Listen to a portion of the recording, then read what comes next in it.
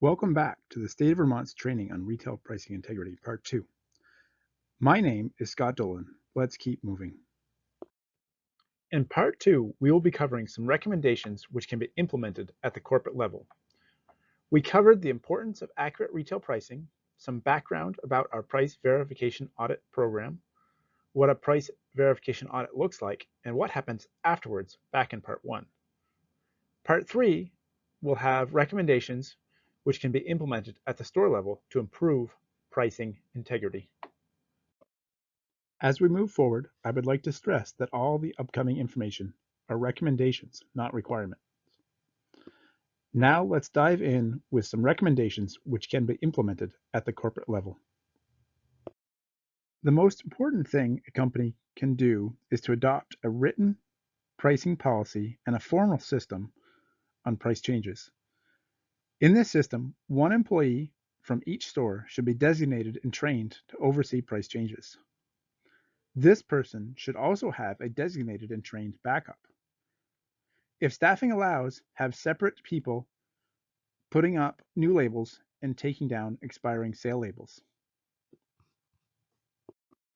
Changing shelf labels takes time, so you need to allot and schedule specific times to do it.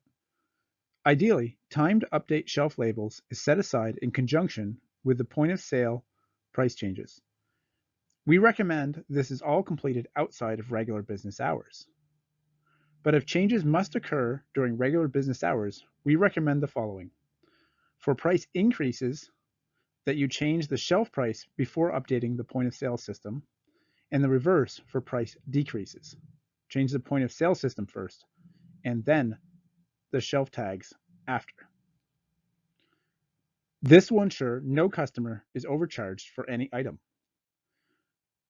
We also recommend that you do not change prices every day, but instead designate 1 or 2 days per week to change prices. Please also remember that it takes time for your staff to change labels, so try not to change prices on your busiest days or when you receive large deliveries. Now let me describe how not to set up your system for price changes. On Thursday, prices are updated in the computer and pushed to the point of sale system. On Friday, new labels are printed at the main office and mailed to individual stores. These labels are received on Monday, and the store does not prioritize putting them up until Wednesday. But a large delivery arrives and interrupts the process of hanging new labels. Finally, the shelf labels are changed on Thursday, just before the cycle begins again.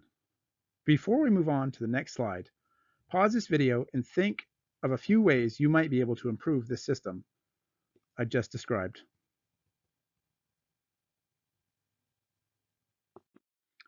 This slide represents what we recommend as the ideal procedure for changing prices.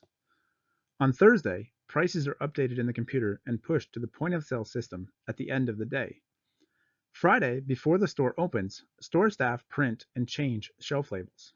On Monday, store employees verify prices on a designated section of the store, correcting any discrepancies and reporting back to the main office, who then notifies all other stores to check and correct these errors. Wednesday, a vendor visits the store to deliver and stock shelves. The store staff communicates with the vendor about what was done and verifies their work. The process then begins again the following Thursday. In this process, it is important to shorten the lag time between changes to the point of sale system and the changes of the shelf labels.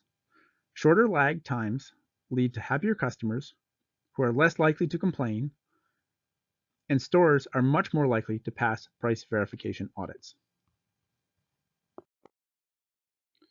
Schedules and systems allow employees to verify shelf labels on a regular basis to find and correct errors before they become a problem. Replacing labels regularly ensures someone is verifying prices and that old labels are being replaced. Some businesses set a 2-month shelf life for their labels. Even with the best policies and systems, mistakes will happen, so you need a system to find and fix as many of these as possible before a consumer or inspector does. When interacting with vendors, we have some simple recommendations. 1. Define their role. 2. Do not rely on them to post or change prices on shelves or in the computer. Establish a way to document communication. And 4, have a system to verify their work. Staff training must be thorough and ongoing. It is not adequate to give directions over the phone and expect someone to be proficient at changing shelf labels. If a store expects or allows vendors to change shelf labels, they should be trained just like a regular employee. Treating customers who report pricing errors politely and honoring those errors reduces the number of complaints that come to our office. Even with the best policies and systems, mistakes will happen. So you need a system to find and fix as many of these as possible. In-store equipment, such as label printers and devices to check prices, along with IT support, will go a long way towards identifying errors and correcting issues. Providing a means for customers to verify prices before purchase usually results in fewer complaints as well. Make your shelf labels easy to understand. These labels have 2 primary purposes. 1, to convey the price and unit price to the consumer. 2, to indicate to store personnel where to stock what items. The label on the left has more information than necessary for both store staff and the consumer. The label in the middle is an inventory label with a price on it. The ideal label has the following: font large enough to read. The more important the information, the larger the font. Not any extraneous information. Dates to remove if applicable. And all the labels are consistently placed throughout the store. For example, always directly below items on shelves and always above hanging items. Label design all comes down to this. Could your grandparents understand this shelf label? As we move on to the next section, we understand that it may not be feasible to implement all these recommendations, but price changes must be made a priority. The National Institute of Standards and Technology can provide assistance at the corporate level when developing a retail pricing system.